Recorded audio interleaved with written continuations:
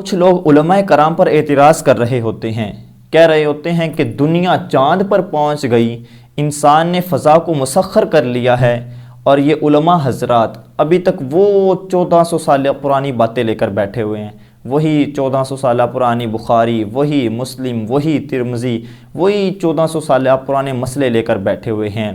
اسلام کو جدید تقاضوں کے مطابق لانے کے لیے اسلام کا ایک ماڈرن ورژن چاہیے، اس طرح کے اعتراضات کر رہے ہوتے ہیں۔ تو دیکھیں، سمجھنے کی کوشش کریں۔ سب سے پہلے تو ایسا سوال کرنے والے سے عرض ہے کہ دنیا اگر چاند پر پہنچ گئی ہے تو پھر آپ یہاں پر کیا کر رہے ہیں بھائی؟ آپ ہی چاند پر جائیں نا، آپ کو کس نے روکا ہے؟ اسلام نے تو منع نہیں کیا نا، دین نے تو منع نہیں کیا نا۔ ہاں، اسلام یہ کہتا ہے کہ ایسے فضول ٹائم ویسٹ کرنے کے لیے نہ جائیں، کسی کام سے اگر جانا ہو تو پھر ہے، لیکن ایسے فضول ٹائم ویسٹ کرنے کے لیے جانا تو کوئی فائدے کی بات نہیں ہے، کوئی اچھی بات نہیں ہے۔ اور یہ جو جملہ ہے کہ دنیا چاند پر پہنچ گئی، یہ جملہ تو آپ کسی چیز کے ساتھ بھی جوڑ سکتے ہیں۔ فار ایگزامپل، ایک شخص ہے، ایک صحافی ہے، اس کا کام ہے خبریں جمع کرنا، کالمز لکھنا۔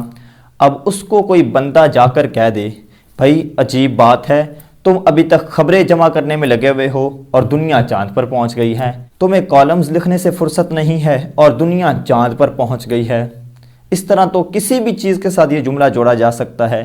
مثال کے طور پر ایک اور، کہ ایک شخص ہے، مثال کے طور پر ایک موچی ہے، وہ جوتیاں گانٹتا ہے، اپنی روزی کماتا ہے، اپنے بیوی بچوں کا پیٹ پالتا ہے۔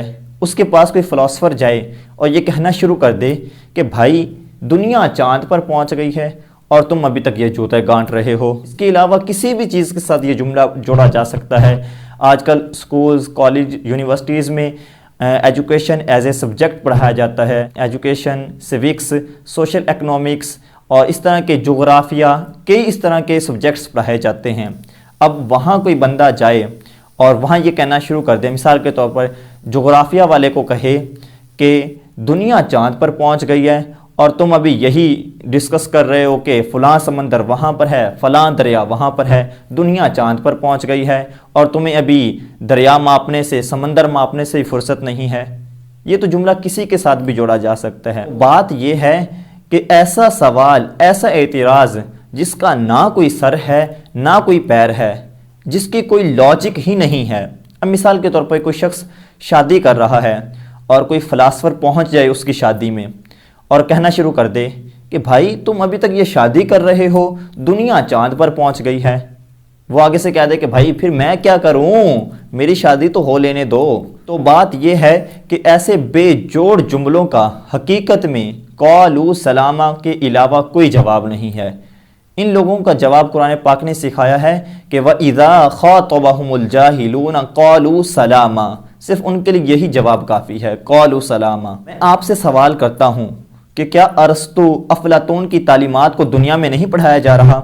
اب یہی اعتراض، یہی سوال وہاں پر رکھ دیا جائے کہ یار دنیا تو چاند پر پہنچ گئی ہے اور تم ابھی تک وہی 5000 سالہ پرانے، وہی 4000 سال پرانے ارسطو اور افلاطون کو لے کر بیٹھے ہوئے ہو۔ اور پتہ ہے کہ ارسطو اور افلاطون کو کون سے لوگ لے کر بیٹھے ہوئے ہیں؟ ہاں، وہی لوگ لے کر بیٹھے ہوئے ہیں جو اس طرح کے اعتراضات کرتے ہیں کہ دنیا تو چاند پر پہنچ گئی اور تم لوگ ابھی وہی 1400 سالہ پرانے مسئلے لے کر بیٹھے ہو۔ پورے یورپ کے اندر، ان کی یونیورسٹیز کے اندر، ان کے کالجز کے اندر آج بھی ارسطو، افلاطون، سقراط، بقراط ان کو پڑھایا جا رہا ہے، ان کے فلسفوں کو پڑھایا جا رہا ہے۔ مثالیں دی جاتی ہیں کہ سقراط نے زہر کا پیالہ پی لیا۔ ان سے کوئی پوچھ لے کہ یار دنیا چاند پہ پہنچ گئی ہے اور تم ابھی تک اس کے زہر کے پیالے کو لے کر بیٹھے ہو۔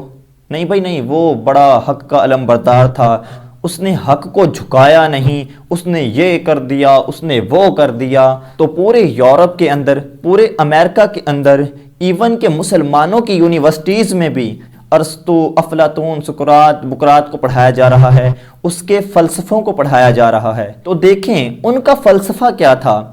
ان کا فلسفہ بھی تو یہی تھا نا، زندگی گزارنے کا طریقہ، اور اسلام بھی یہی سکھاتا ہے، اسلام بھی یہی بتاتا ہے زندگی گزارنے کا طریقہ۔ قرآن پاک کہتا ہے کہ خلق الموت والحیات لیبلوکم ایکم احسن عملا۔ قرآن پاک بھی تو یہی کہہ رہا ہے، زندگی گزارنے کے طریقے بتا رہا ہے کہ اللہ نے فرمایا کہ خلق الموت والحیات لیبلوکم ایکم احسن عملا، کہ ہم نے موت اور زندگی کو اس وجہ سے پیدا کیا کہ ہم تمہارا محاسبہ کریں کہ تم میں کون اچھے عمل کرنے والا ہے، تم میں کون زیادہ اچھے عمل کرتا ہے۔ تو اسلام اور دین بھی تو یہی زندگی گزارنے کا طریقہ ہی سکھا رہا ہے۔ اور دوسرے نمبر پہ یہ کہا جاتا ہے کہ چلیں ارسطو اور افلاطون ان کے فلسفوں کو پڑھایا جاتا ہے، لیکن ان کے فلسفوں میں چینجنگز بھی تو آتی ہیں نا، تبدیلیاں بھی تو آتی ہیں، اس میں نئی ایجادات بھی تو آتی ہیں، لیکن اسلام میں دین میں کوئی چینجنگز نہیں آ رہی، وہی 1400 سالہ پرانا دین، وہی 1400 سالہ پرانے مسئلے، لیکن یہاں پہ ارسطو افلاطون کے فلسفوں میں تو چینجنگز آ رہی ہیں، اسلام میں چینجنگز کیوں نہیں آ رہی؟ تو اس حوالے سے دو باتیں عرض ہیں۔